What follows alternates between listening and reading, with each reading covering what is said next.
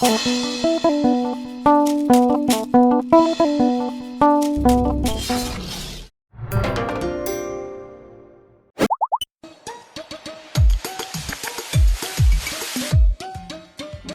suis une princesse de la lignée Onikoyi d'Oyo et de Ouida. C'est-à-dire, nous sommes originaires d'abord du Portugal. Les parents sont passés par Oyo pour aller à Ouida. Et je suis aussi une princesse de la cour royale d'Alada. Je suis née d'une mère femme d'affaires, une femme leader qui était très philanthrope. Elle faisait beaucoup d'œuvres sociales. Comme toutes les filles de famille où l'éducation est suffisamment rigoureuse, je me suis appliquée à faire mes études normalement jusqu'à l'université. Je m'en suis sortie avec une maîtrise en droit des affaires et carrière judiciaire, avec un DEA en droit international de développement et un DESS en gestion des entreprises. J'ai même fait une spécialisation à Dakar sur la passation des marchés publics. Et je peux vous signaler que j'explore encore d'autres niveaux et domaines scientifiques. Dans la vie politique, comme vous le savez, j'ai d'abord été formée à l'ombre des dinosaures comme ma chère maman, paix à son âme, et le président feu Émile Derlin-Zissou, paix à son âme également. Après, j'ai créé le parti Union pour le développement d'un Bénin nouveau qui est devenu Union démocratique pour un Bénin nouveau, qui a fait son petit bonhomme de chemin, plus de 10 ans d'existence avant l'avènement de la réforme du système partisan.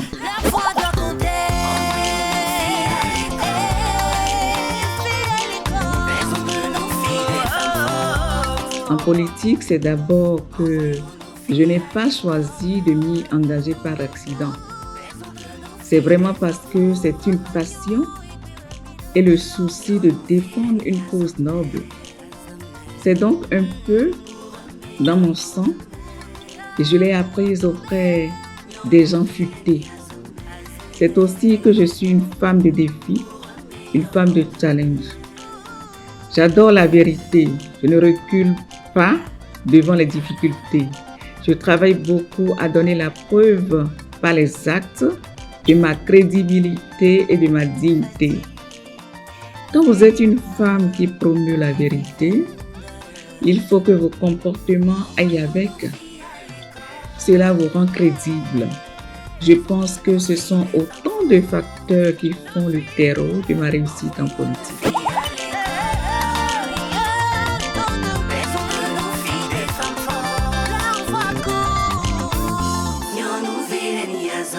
Mes sources de motivation, c'est d'abord ma mère que j'ai vue se battre. Je l'ai vue se battre aux côtés de mon père. J'ai vu les avantages de l'autonomisation de la femme. C'est un atout pour la survie du foyer. C'est un atout pour la réussite sociale de la femme.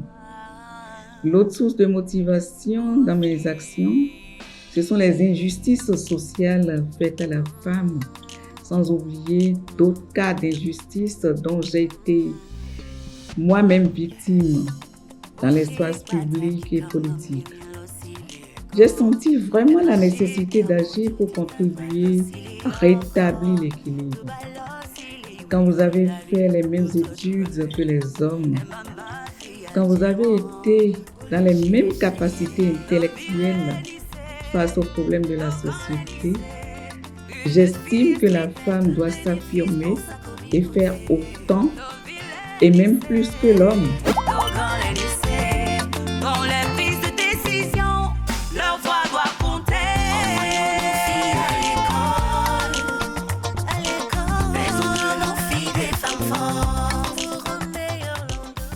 Je demande à toutes les femmes d'être fortes, de prendre des initiatives, de garder leur dignité de la femme en espace public et de femme au foyer.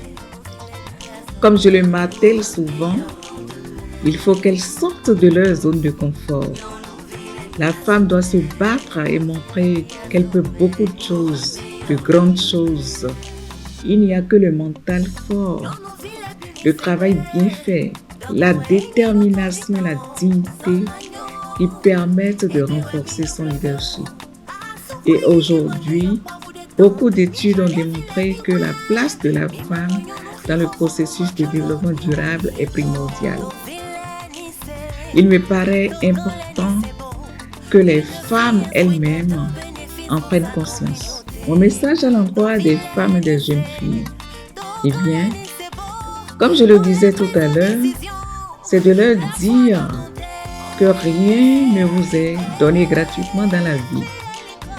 Il faut s'affirmer, mais il faut s'affirmer avec humilité. Il faut s'affirmer avec détermination.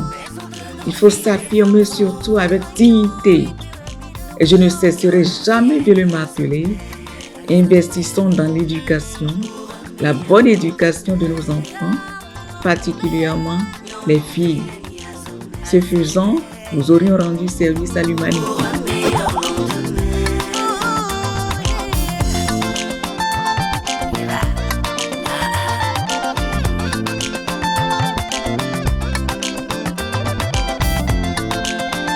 Une fille diplômée des enseignements techniques et de la formation professionnelle est un atout pour le développement. Investissons en elle.